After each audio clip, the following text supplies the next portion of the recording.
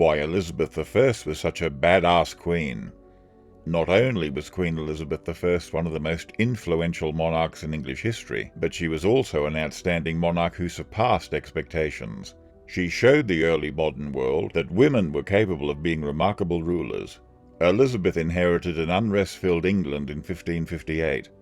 Her father, Henry VIII, enlarged the monarchy by severing ties with the Catholic Church and converting England to Protestantism, something no other king or queen had ever done before. Conflicts amongst Catholics and Protestants resulted from that religious split in Europe. England, torn apart by unpredictability, desperately needed a powerful monarch to guide its destiny. After her father passed away, Elizabeth succeeded to the throne. Elizabeth, a young woman who was never meant to be queen, was capable of handling the job. A woman on the throne? Unpredictable, right? Most people ignore the fact that she was one of the most badass monarchs history has ever witnessed. It makes you wonder, what did the woman exceptionally do to be called a badass? The question will be answered in this video. Together we will dive deeper into historical England and discover what made this queen so exceptional, or let's say, remarkable. And before we start, don't forget to hit the like button and subscribe to our channel. Elizabeth I would have wanted it that way.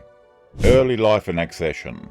The daughter of Henry VIII and Anne Boleyn, his second wife, Elizabeth I, the Virgin Queen, was born in Greenwich on September 7, 1533, becoming the final Tudor empress. Her early years were filled with uncertainty, and after the birth of her half-brother Edward in 1537, it appeared that she had very little prospect of inheriting the crown. After her half-sister Princess Mary, a Catholic, she was thus third in line. In fact, she was always decried as an illegitimate child by Roman Catholics, and during a failed uprising against Queen Mary in 1554, she only just missed death. When Elizabeth's half-sister died in November 1558, she ascended to the crown.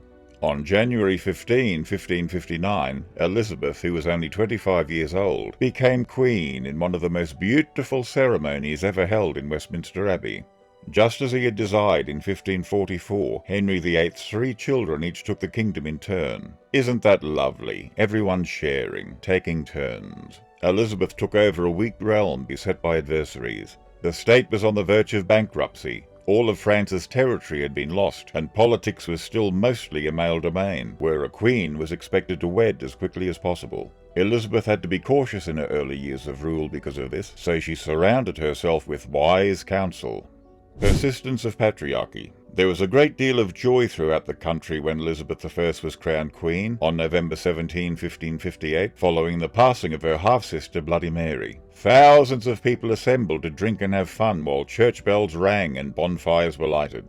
The long-standing bias against female rulers, however, was hidden beneath the excitement.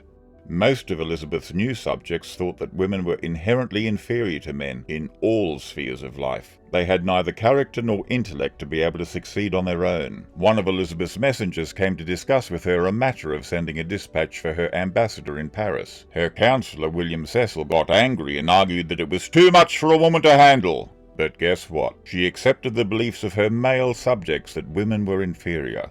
But wait, don't jump to conclusions yet. Our Elizabeth was brilliant, as she saw herself as a unique individual who was determined to take control of every aspect of her court and administration. She started by refusing to be married at a time when it was widely believed that a woman, much alone a queen, was unable to thrive in the world without the guidance of a spouse. Elizabeth was resolute, telling her courtiers, "I will have but one mistress here, and no master." She was first met with harsh criticism for doing this, but over time it helped to support her affluence and solidified her reputation as the Virgin Queen of legend. You might not believe this, but Elizabeth didn't stop there. To appeal to her sexist new subjects, Elizabeth regularly alluded to herself in terms of men. She was a prince with the same authority to dominate her people as her father Henry VIII. Smart, isn't it? Let's say sarcastic. Elizabeth's first biographer, William Camden, stated that she had surprised her sex. In reality, she won because of being a woman. Her feminine qualities, which set her apart in a society where men predominated, allowed her to rule over these men. It seems that our love of queens was Elizabeth's greatest achievement. The Virgin Queen, the single lady. If you ask anyone about what they know about Elizabeth I, the first thought that comes to mind is that she was a single woman. Was that one of her strategies to achieve success? Let's take a look. Elizabeth was known as the Virgin Queen because she refused to get married off and had no children. If Elizabeth I had learnt anything from her father's or older half-sister, Queen Mary I's terrible marital politics, it was that being married was a risky, challenging affair, occasionally something to lose your head over. During the period of his reign, her father married 6 wives, glutton for punishment as well as food.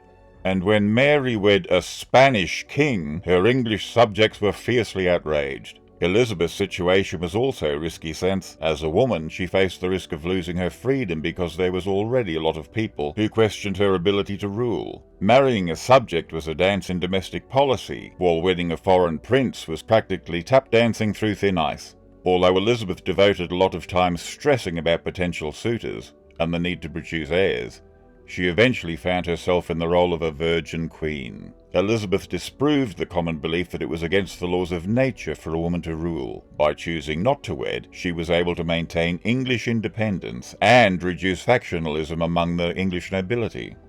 Political and military victories.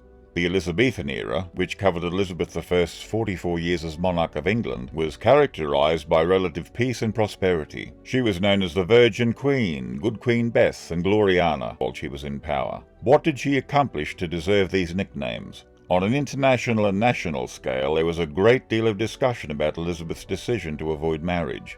At the time, it was widely believed that only men had the ability to rule, and that a woman's place was as a wife. During her turbulent reign, England underwent significant upheaval. She dealt with the issue of religion, oversaw a period of international trade and discovery, and faced challenges from the Spanish Armada and Mary Queen of Scots. Spain posed the biggest danger to Elizabeth I's rule. A sizable armada of Spanish ships that threatened to launch the last successful invasion of England since the Norman conquest in 1066 put Elizabeth's realm in danger in 1588.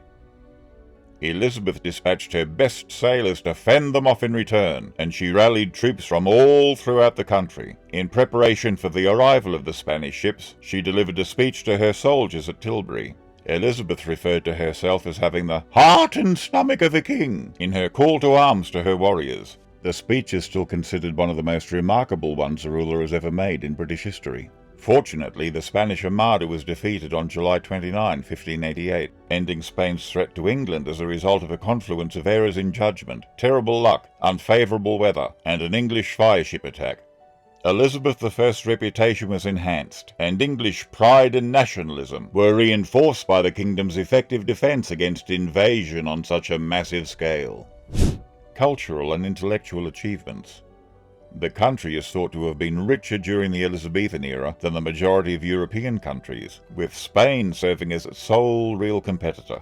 But what did she truly accomplish while in power in England? Elizabeth was undeniably her father's daughter, and she demonstrated that she enjoyed both studies and activities equally. If her father's early obsession with her mother was any clue, he valued intelligent women and made sure Elizabeth obtained a top-notch education. She was fluent in no less than 6 languages besides her native English, including Latin, French, Greek, Spanish, Italian, and Welsh.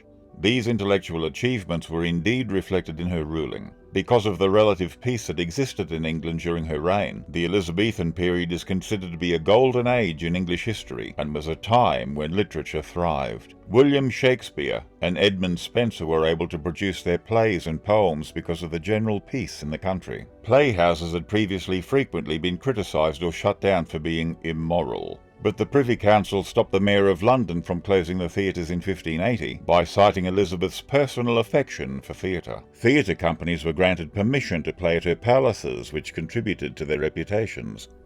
Elizabeth not only encouraged the arts, but also frequently appeared in them. For instance, she is frequently mentioned in Spenser's Fairy Queen, and she is represented allegorically by a number of different characters. Many historians consider Elizabeth's reign a golden age in English history, a period of growth, fulfillment and prosperity compared to those who came prior to and following her. This is due to a mix of peace, wealth, blooming arts and successes abroad. Clearly, our queen knew how to make her name outstand in history and made herself one of the most remarkable rulers the world has ever seen. So what do you think of her? Let us know in the comments below. Thank you for watching our video. If you wish to learn more about history, dive deep into it, well, you should not forget to hit the like button and subscribe to our channel. See you next time.